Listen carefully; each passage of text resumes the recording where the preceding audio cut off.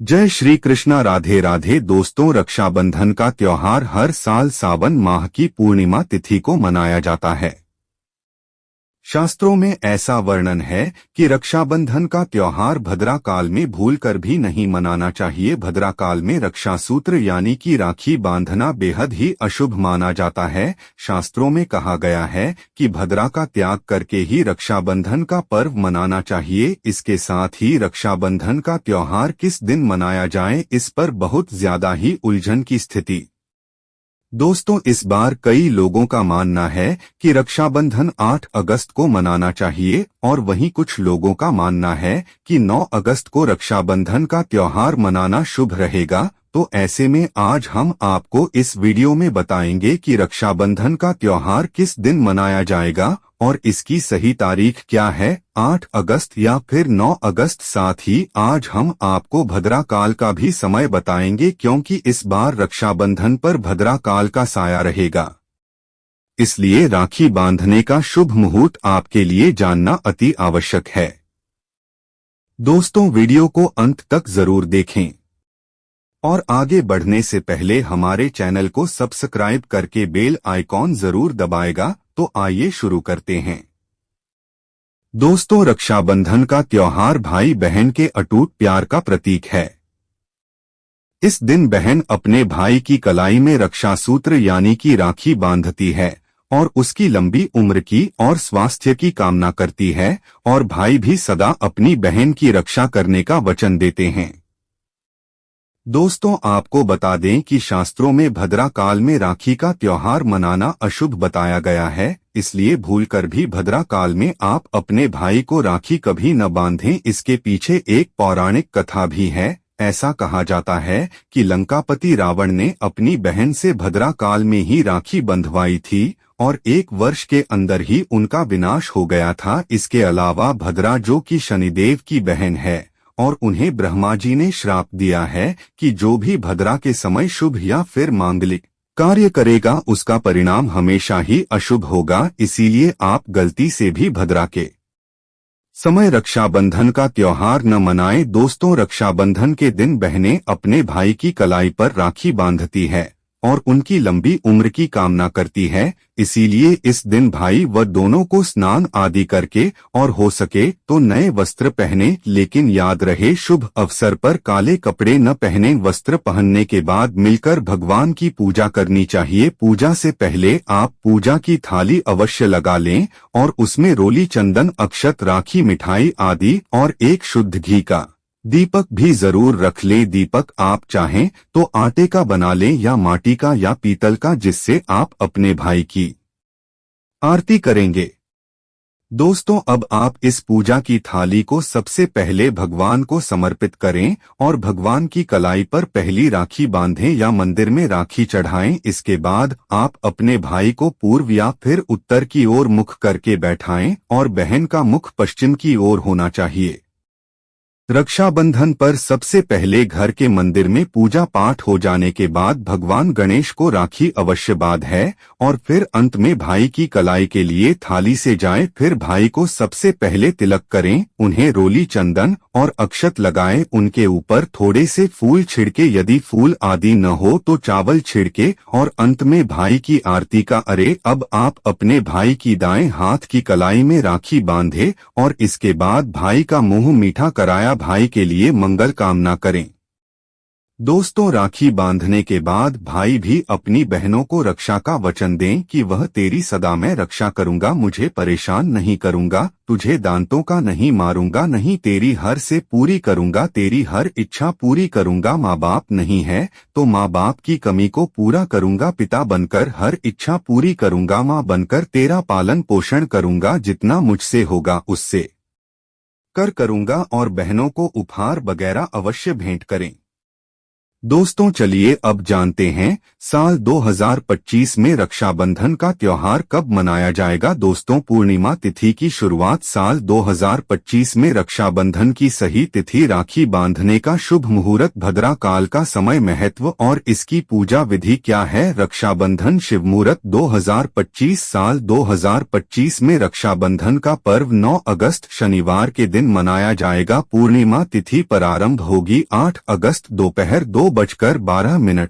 पूर्णिमा तिथि समाप्त होगी 9 अगस्त दोपहर 1:24। रक्षाबंधन अनुष्ठान का समय होगा 9 अगस्त प्रातःकाल 5:47 से दोपहर 1:24 तक। रक्षाबंधन के दिन भद्रा सूर्योदय से पहले ही समाप्त हो जाएगी। रक्षाबंधन सूर्यास्त के समय भी राखी बांध सकते हैं, क्योंकि इस समय शुभ मुहूर्त बढ़ रहा है और हमें मुहूर्त की अति आवश्यकता होती है।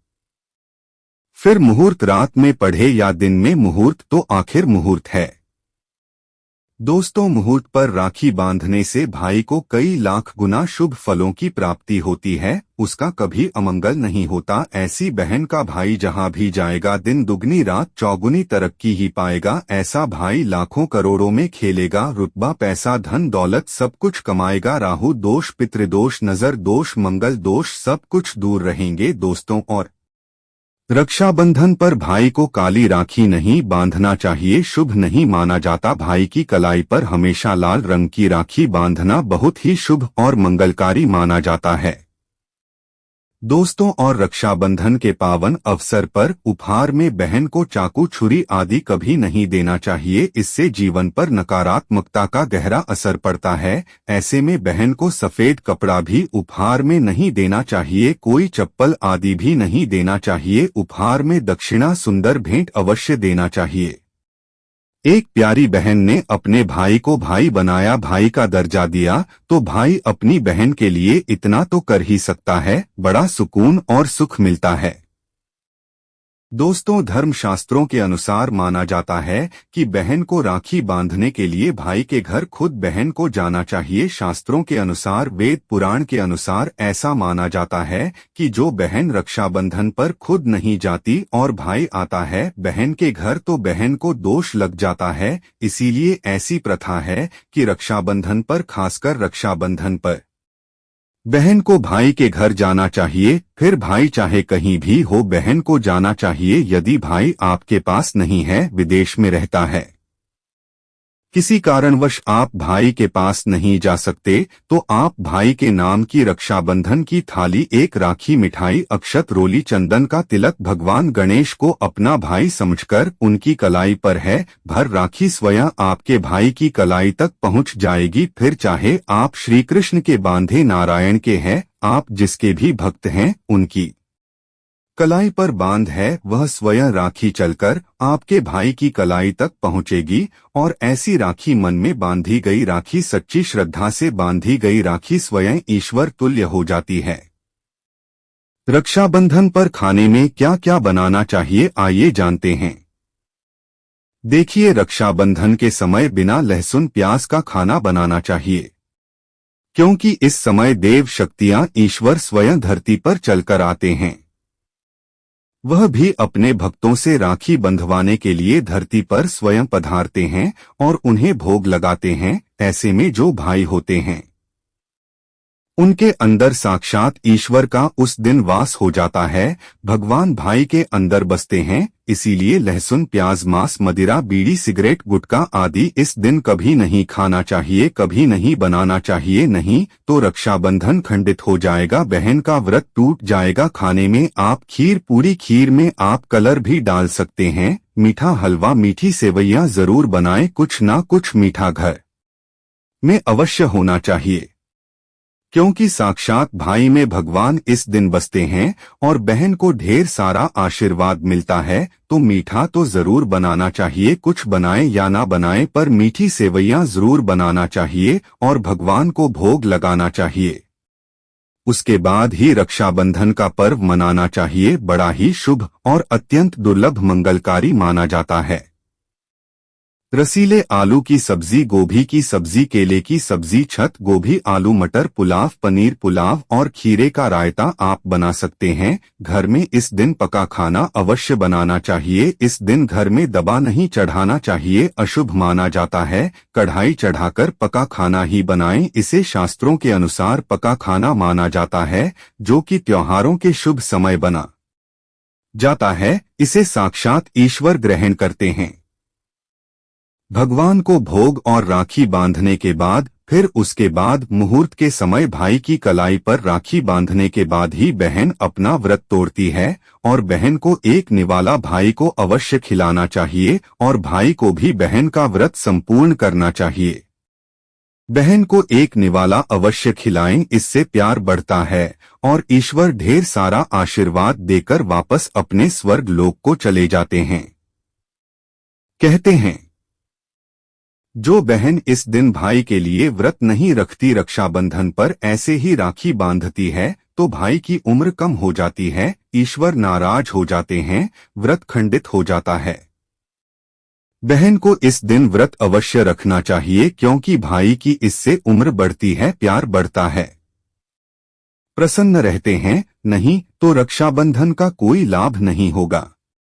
रक्षाबंधन पर यदि शनिवार का दिन पर जाए तो जो लोग माता संतोषी का व्रत करते हैं तो उन्हें घर में खतरा नहीं बनना चाहिए, खट्टे पदार्थ का खाना नहीं बनाना चाहिए, खट्टी इमली की चटनी, पानी पूरी, नींबू आदि खटा आम वगैरह नहीं खाना चाहिए, इससे माता संतोषी नाराज हो जाती है। अक्सर शनिवार को रक्षाबंधन पर जाता है तो कभी भी जब शनिवार को डोट रक्षाबंधन पर जाए और यदि आप संतोषी माता का व्रत रखते हैं, पूजा पाठ करते हैं तो थोड़ा संयम रखें, नहीं तो माता संतोषी नाराज हो जाएंगे। माता संतोषी को खट्टे पदार्थ से अत्यंत नफरत है, वहीं बर्दाश्त नहीं करती क्योंकि जब शुक्रवार को रक्षाबंधन पड़ता हो तो माता संतोषी भी सक्रिय अवस्था में होती है, वह स्वयं धरती पर बढ़ाती है क्योंकि शनिवार मां संतोषी का बार है, इसीलिए थोड़ा नियम जरूर मानना चाहिए। संतोषी माता यदि प्यारी है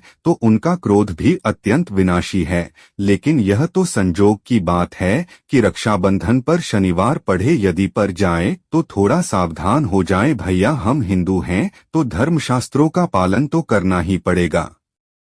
रक्षाबंधन पर एक ऐसा उपाय जो बहन यदि करती है तो उसे दुनिया की कोई भी शक्ति धनी होने से रोक नहीं पाती है। यह उपाय स्वयं हमारे घर पर किया जाता है। भाई को उच्च पद की प्राप्ति होती है, सरकारी नौकरी हासिल होती है, व्यापार यदि मंदा चल रहा हो तो दौड़ने लगता है, उड़ते पक्षी की तरह व्यापार दौड़ता है। भाई को कभी किसी की नजर नहीं लगती, दुर्घटना में उसकी मृत्यु नहीं होती। इस उपाय को करने के बाद भाई बहन का प्यार अमर हो जाता है। आइए जानते हैं। सबसे पहले भाई को राखी बांधने के बाद अपने हाथ में कुछ रुपए लेकर मुट्ठी बांध लें और भाई के ऊपर से 7 बार उतारा करें।